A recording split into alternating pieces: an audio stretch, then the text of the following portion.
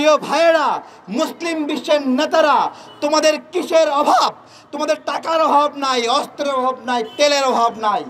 এমন যদি হতো না, মুসলিমরা অস্ত্র বানাতে পারে না, মিসাইল বানাতে পারে না, বন্দুক বানাতে পারে না, রকেট লঞ্চার বানাতে পারে না, তাহলে কথা ছিল আমরা সব পারি। যদি সব পারি, সেই সব কিছু কেন ইসরায়েলের বিরুদ্ধে ব্যবহৃত হচ্ছে না আমি জিজ্ঞাসা করছি।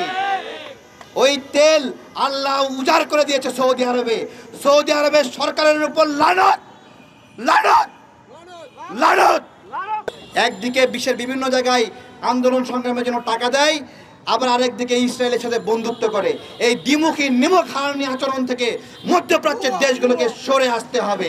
আমরা বলছি, আমাদের ভাই বাস্তাকে বলছে, তোমরা বুয়া, তোমরা কে, তোমরা কে, ভুয়া। এবং আমাদের এই বাবরি মসজিদ যখন ইন্ডিয়া ভেঙেছিল, তখন মধ্যপ্রাচ্যের দেশের বানায় আর মুসলিম দেশের নাগরিকদেরকে হোটেলের প্লেট ধোয়ার কাজে ব্যবহৃত করে। এইরকম নেমক হারামির মধ্যে আমরা ডুবে আছি। প্রিয় ভাইয়েরা, আজকে ফিলিস্তিনের জন্য যেই আমাদের যে প্রোগ্রাম, আগামীকালকে সারা বিশ্বব্যাপী হরতাল, বিশ্বব্যাপী অবরোধ, no school, no business, no office, সবাই এই ডাকে, বিশ্ববাসীর এই ডাকে আহ্বান দিয়ে এই জায়গা থেকে সহযোগিতা করবেন। কথা বলার সময় আমরা আমেরিকার কথাটা বাদ দিয়ে বলি। কেন বলি? রাজনৈতিক ভবিষ্যৎ বিবেচনায় আমেরিকাকে রিসপেক্ট করে সবাই কথা বলে। আমি বলি, ইসরায়েল সর্বশেষ যে হত্যাযজ্ঞ চালিয়েছে ভাইয়েরা, ওরা যুদ্ধবিরতির কথা বলে সবাইকে মাটির সঙ্গে মিশিয়ে দিয়েছে, আমার ভাইদেরকে কাউকে বাঁচতে দেয় নাই, নারী, শিশু, বৃদ্ধ কাউকে বাঁচতে দেয় নাই। দুঃখজনক, আমাদের সারা বিশ্বের মুসলিম দেশগুলো মুখে কুলুপ দিয়ে আছে। বাইরের দেশের কথা কি বলবো, আমার দেশের সরকারও মুখে কুলুপ দিয়ে আছে। মানুষ কি চাই যে চুপ করে থাকুক আমাদের সরকার?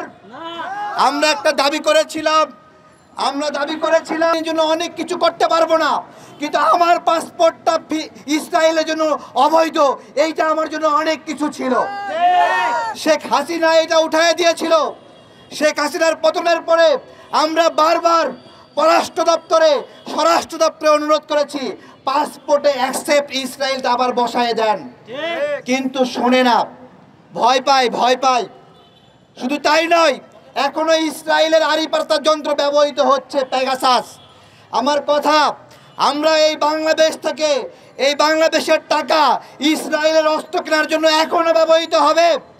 আমরা জিজ্ঞাসা করছি। একটু আগে আমার ভাইরা বলে গেল যে আমরা দায়ী। হে মুসলিম, তুমি দায়ী, আমার ভাই বলে গেছে, তুমি দায়ী, আমি দায়ী, আমরা সবাই দায়ী।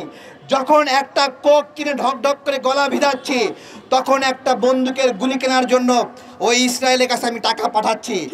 এবার তালেম কেনার জন্য, ওই মিসাইল কেনার জন্য, ওই বন্দুকের গুলি কেনার জন্য আমরা কি এদেরকে আর টাকা দেব? দেব আমরা? কেন খারিজ হবে? স্পষ্ট হিসাব। মুসলিম হয়ে মুসলিম হত্যার জন্য অর্থায়ন করছি। তো ইসরায়েল না, এই যে মোদি নেতা নিয়ে ওর ছোট ভাই, এই বেটাও একইভাবে মুসলিম নিধনে চলেছে। অথচ গুরুত্বপূর্ণ হিন্দুদের নেতা এই শয়তানগুলো নিজেরাই গরু কেটে কেটে সারা বিশ্বে বিক্রি করছে, আর এখানে মুসলিমরা গরু খেলে হত্যা করছে। আমাদেরকে সোচ্চার হতে হবে।